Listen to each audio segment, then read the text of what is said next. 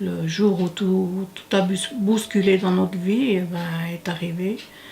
Donc on était partis en vacances et mon mari qui se plaignait toujours qu'il avait mal au dos, J'ai dit mais écoute, faut aller voir le médecin pour voir ce qu'il y a, faut pas rester comme ça.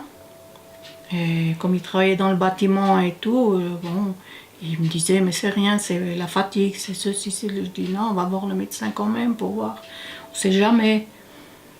Et puis un beau jour, après les vacances, donc on est rentré. Il est allé travailler pendant une semaine encore, toujours avec son mal de dos. Et puis au bout d'une semaine, il a dit non, je peux plus.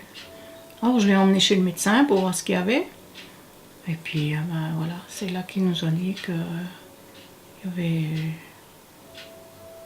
avait cette maladie, quoi. Et puis plus les examens étaient poussés et tout, plus on savait qu'il n'y avait plus rien à faire, quoi. Alors ça c'était au mois de septembre et puis il est décédé au mois de janvier de l'année suivante. On avait tout, quoi, on avait tout. Et puis du jour au lendemain, on n'a plus rien. C'était comme si la foudre s'était abattue sur nous, quoi. Et puis ça a duré 4 mois comme ça.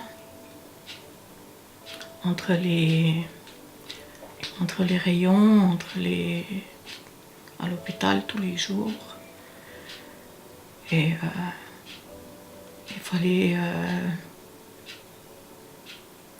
gérer les enfants. Parce que les enfants, voilà. Il fallait commencer à aller... Parce que comme le médecin, il m'a dit qu'il n'y avait rien à faire, qu'il allait... ça allait durer maximum 6 mois. Alors il fallait que je commence à préparer les enfants. Et à leur dire que Jésus, il allait venir prendre papa, et puis qu'il allait bientôt nous quitter.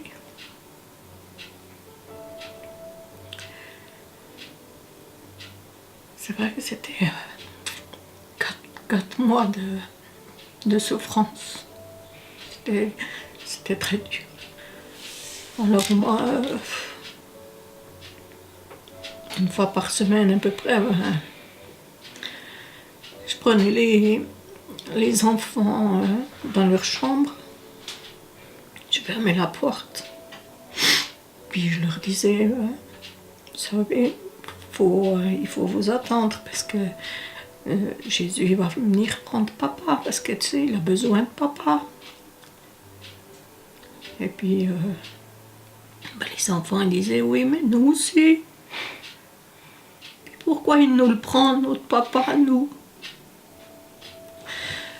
Alors, c'était très dur de gérer. C'était très dur.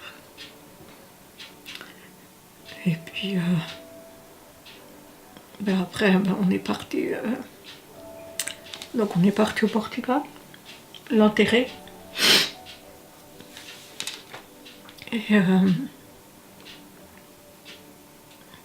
Et quand on est revenu, c'était une solitude impressionnante. C'était vraiment ça m'arrivait des fois même d'aller à la messe et puis d'être à la messe et puis d'avoir envie de foutre des coups de poing dans les bancs ou je sais pas, de crier en pleine messe, dire mais qu'est-ce qui m'arrive, qu'est-ce que t'as fait, mon Dieu? Pendant un moment c'était comme ça. Alors je me suis retrouvée toute seule avec mes enfants et je pensais que je me disais que j'allais jamais, je me dis je vais jamais y arriver Mais je me disais, il faut que j'avance pour eux. Il faut que j'avance, c'est pas possible. Et grâce à mes enfants, on était déjà très soudés avant, en famille, on était déjà très soudés. Mais après, quand je me suis retrouvée toute seule avec eux, grâce à eux, j'ai avancé. Je me suis dit, il faut que j'avance. C'est pas possible. Eux, ils y peuvent rien. Et je me suis pris une force, je sais pas d'où, que voilà, il a fallu avancer. Les trois, mes deux enfants et moi, on forme un tel, on est tellement soudés les trois. Ma fille, des fois, elle me dit, maman, maman, je suis tellement fière de toi. Tu sais, des fois, je réfléchis et puis de savoir tout ce que tu as fait, comment tu as avancé avec nous. Mais jamais, maman, jamais je pourrais te quitter, jamais, jamais. Tellement que... Et mon fils encore aujourd'hui, hein, il a bientôt 24 ans, mais il arrive le soir du travail, il me serre très fort, il me dit « Mais maman, mais tu peux pas te savoir ce que tu m'as manqué. » C'est un chapitre de ma vie dur, parce qu'on était les deux jeunes, on était jeunes, on avait 40 ans, et voilà, on voyait la vie autrement. Et puis là, on a avancé les trois comme ça, pendant quelques années. Puis c'est là après que j'ai rencontré Salvatore. Lui, il venait de perdre aussi sa femme, de la même maladie. Donc j'allais à l'église, Sacré-Cœur. En sortant du travail, je montais 5 minutes là-haut, ça me faisait du bien. Et donc j'ai trouvé un monsieur là qui venait tout le temps à l'église. Bon, bonjour monsieur, bonjour madame, et puis voilà. Et puis, bon, moi je mettais ma petite bougie, chaque fois que j'allais, je mettais ma petite bougie pour toutes les âmes. Et donc ce monsieur qui était toujours là, chaque fois que je venais, il était toujours là. Et puis un beau jour, il m'a demandé, il m'a dit, madame, je vous vois toujours mettre des bougies, là, vous avez quelqu'un de malade à la maison? Je dis, non, j'ai perdu mon mari, alors je mets une bougie pour les âmes. Ah.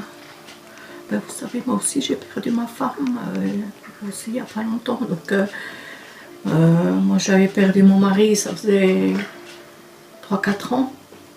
Et puis lui, sa femme, ça faisait aussi 3 ans qu'il avait perdu sa femme. Et bon, chaque fois qu'on allait là, bonjour monsieur, bonjour madame, bonjour, comment ça va, merci.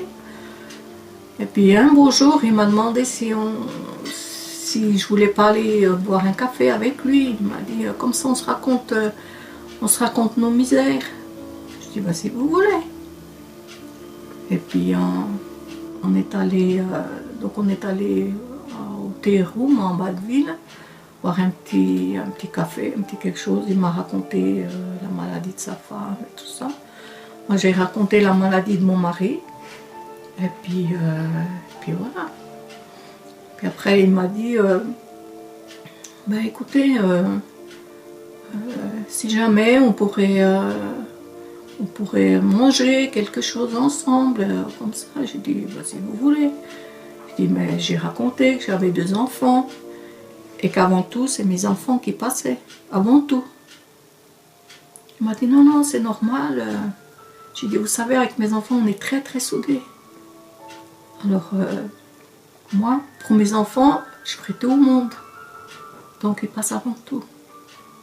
Non, c'est normal, c'est normal. Et c'est à partir de là que, après, on mangeait ensemble. Et puis, c'est comme ça qu'on s'est connus. Et puis, c'est comme ça que notre histoire a commencé. Voilà, entre nous deux, on s'est toujours dit que Tant que mes enfants ils seraient avec moi, chacun vivrait de son côté. Et tant que mes enfants seront avec moi, j'ai encore mon fils avec moi. Et tant qu'il sera avec moi, ça sera chacun de son côté.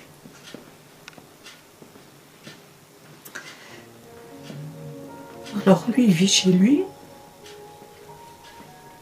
Moi, je vis chez moi. Et on fait la vie comme un couple, si vous voulez, un couple. Donc, moi, je vais au travail le matin, lui, il est à la retraite. Il va me chercher à midi. À midi, on mange ensemble. Il me ramène au travail. Le soir, après le travail, il vient me rechercher. Et on va au Sacré-Cœur.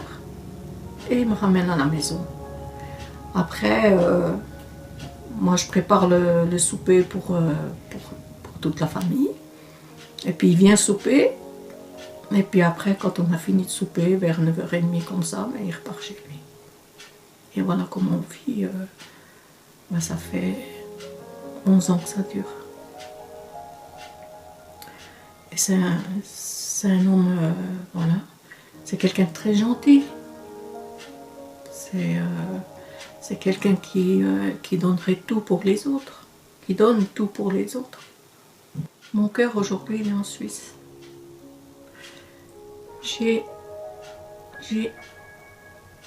Enfin, il est un peu partagé. Il n'est pas complètement en Suisse.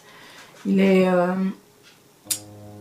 a un bout de mon cœur qui est là-bas, au Portugal.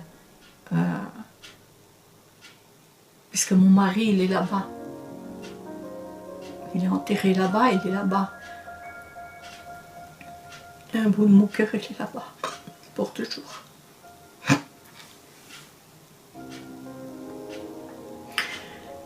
Et le reste, il est ici.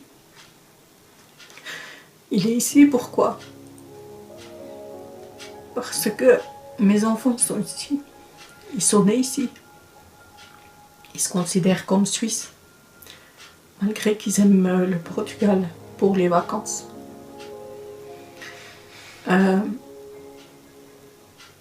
Mais ils se considèrent comme Suisses, donc ils m'ont déjà dit souvent, maman, notre vie ça va être ici. Donc le reste de mon cœur il est ici. Moi, si mes enfants sont ici, moi je vais rester ici. Je ne vais pas repartir d'ici. Donc je vais finir ma vie ici.